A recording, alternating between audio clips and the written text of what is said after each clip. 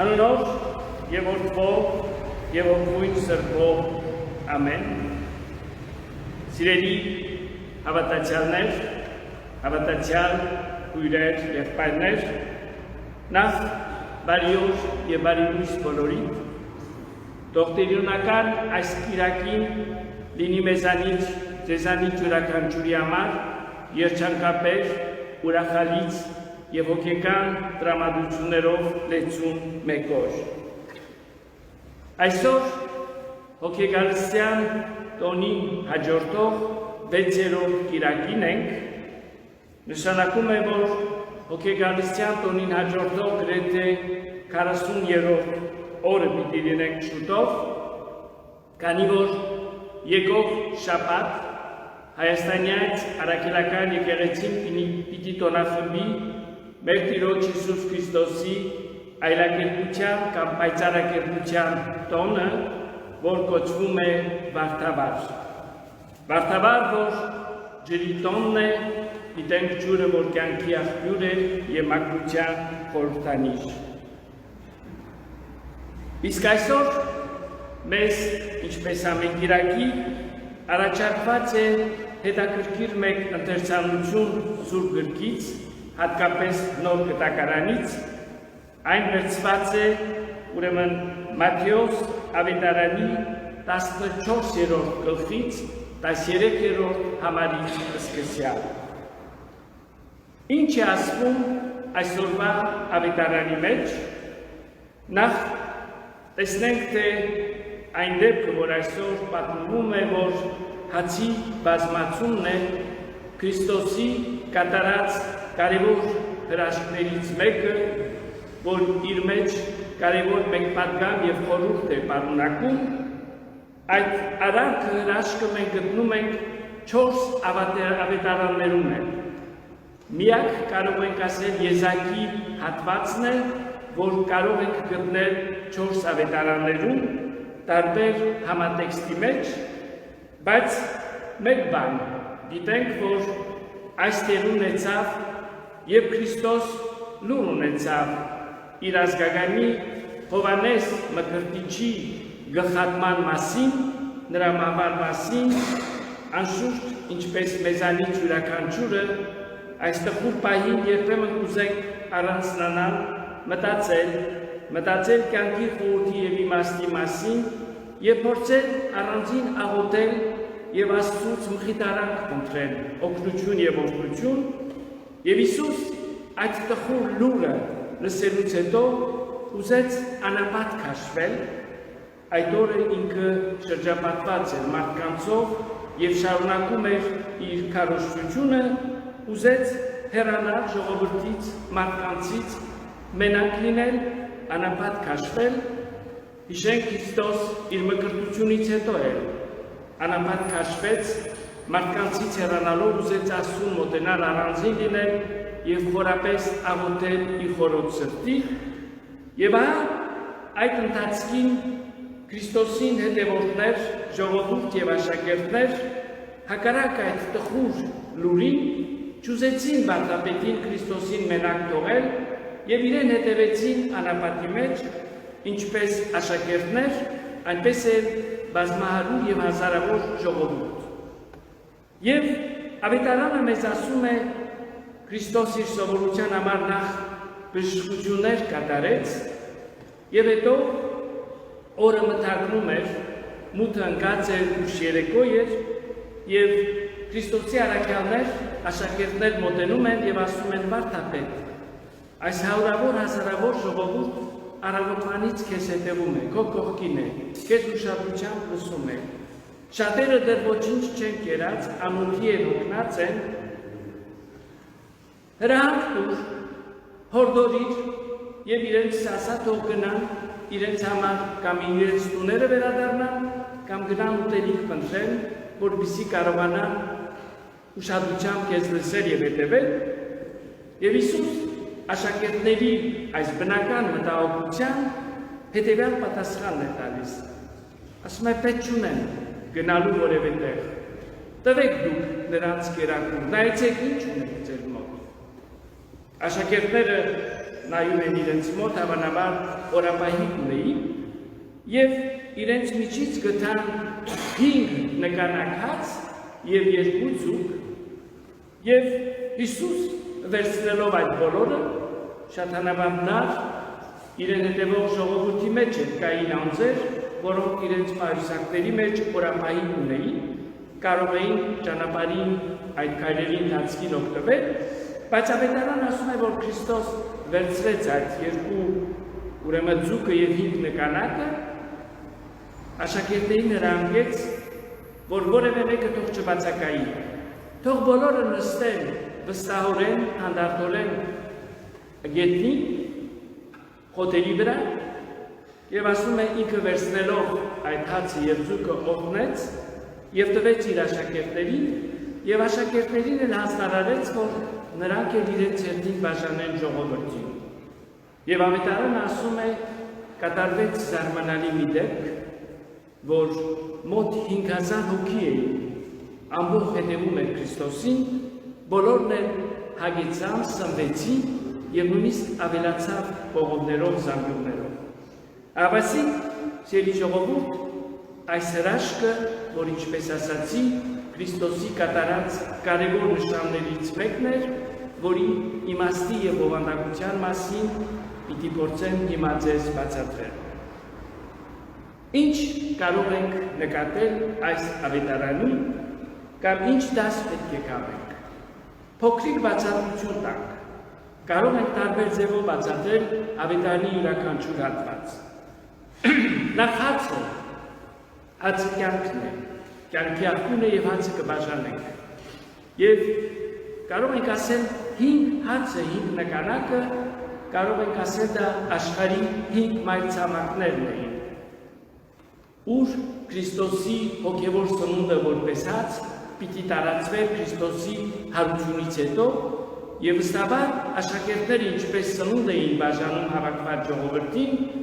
Աստծո խոսքը Քրիստոսի վարդապետությունը պիտի ծառացեին աշխարհի 5 մայրցամաքներում, ինչ որ եղավ, քանի որ այսօր քրիստոնեությունը ամենատարածված և ամենահին կրոններից մեկն է։ Իսկ 2 ձուկը, սիրելի ժողովուրդ, ձուկը նախ Քրիստոս որտեղ քարոզում էր, այնտեղ ծով կար, լիճ կար, գետ կար և ամենատարածված սնունդն էր, ձուկ ունեին, բայց գիտենք, հիշեցնենք, որ ձուկը նաև քրիստոնեության խորհրդանիշն էր։ Առաջին դարերում, երբ քրիստոնյաներ գաղտնի կերպով իրար ուզում էին դուրս տալ, հասկանա թե դիմացինը կամ կողքինը արդյոք քրիստոնյա է, Քրիստոսին հետևող է, գետնին կամ ինչ-որտեղ ձուկ էին նկարում, խաչից առաջ ձուկը քրիստոնյաների խորհրդանիշն էր։ Ձուկ, ուրիշ անգամ բացատրել ենք, հունարեն իխտուս է ասվում, որ ամեն մեկ տառը մեկ իմաստ ուներ։ Ի,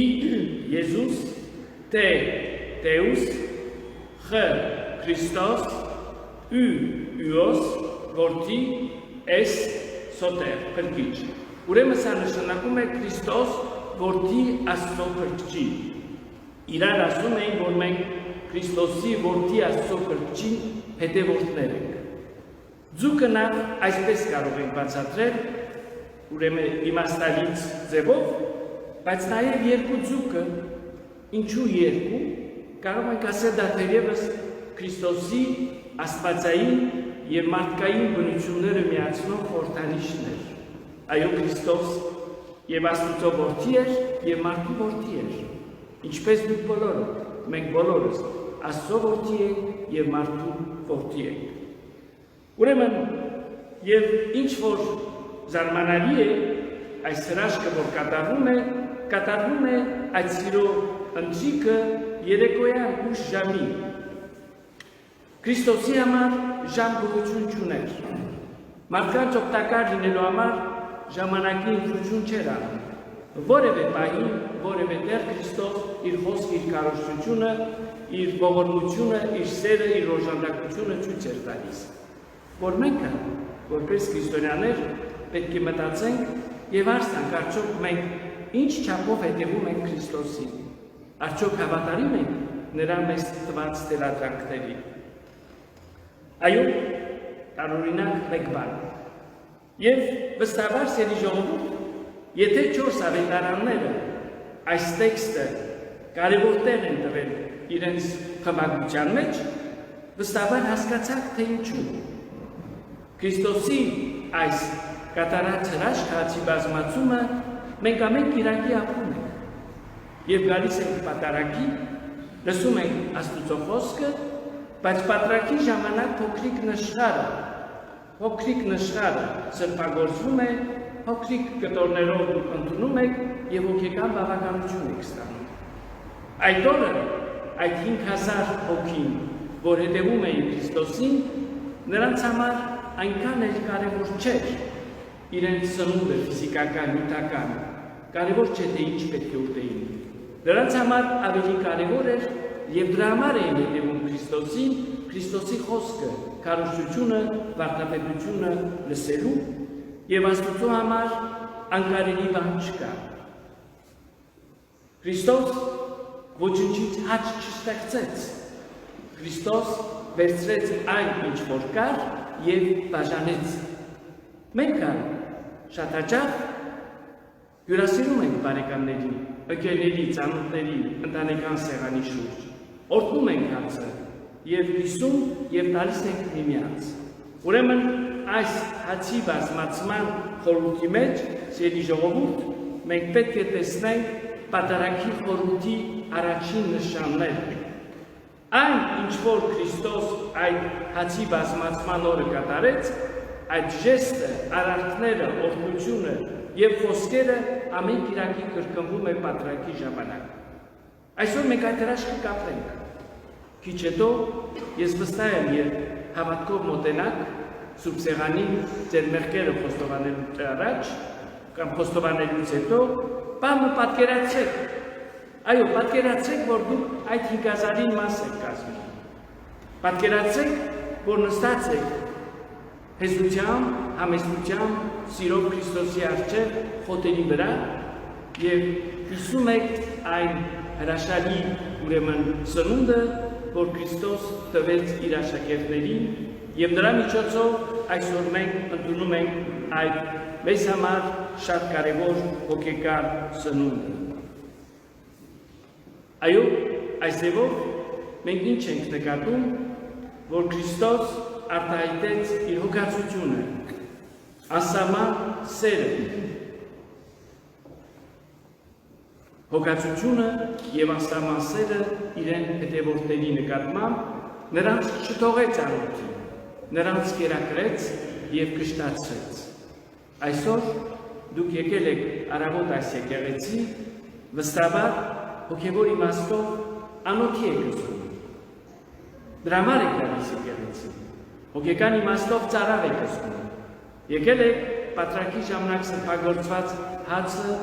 եւ գինին, որ Քրիստոսի մարմինը եւ արյունը ընդունելու եւ միասին ընդունելու։ Սիրո ճաշը, ամեն կիրակի երբ որ գալիս եք եկեղեցի, դա ցույց է տալիս, որ իրար սիրում եք, իրար նկատմամբ հարգանք ունեք, ընդունում եք մեկը մյուսին, մեկը մյուսի համար աղոթում եք։ Այո, մեկը մյուսի համար աղոթում եք։ Սա է քրիստոնեական վարվելակերպ է, ապրելակերպ է։ Ուրեմն, սիրելի բարեկամներ, թող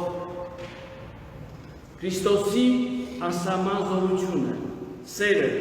եւ այդ սիրուց նվիրվածության այս ընթրիքը, որ մեզ հավաքած է այստեղ, թող ամեն կիրակի մեզ արժանի դարձնի եւ մենք մասնակից դառնանք Աստծո սիրո սեղանին, նորոգենք մեր հավատքը,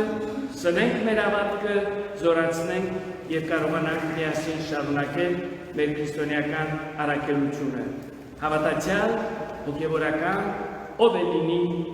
եւ ինչ է լինի մեր ծառայության ձևը, եղանակը եւ բովանդակությունը։ Շնորհք, սեր եւ խաղաղություն Տերոջ Հիսուսի Քրիստոսի եղիցի ընձեզ, ընդ մեզ, ընդ ամենեսյանը, ամեն։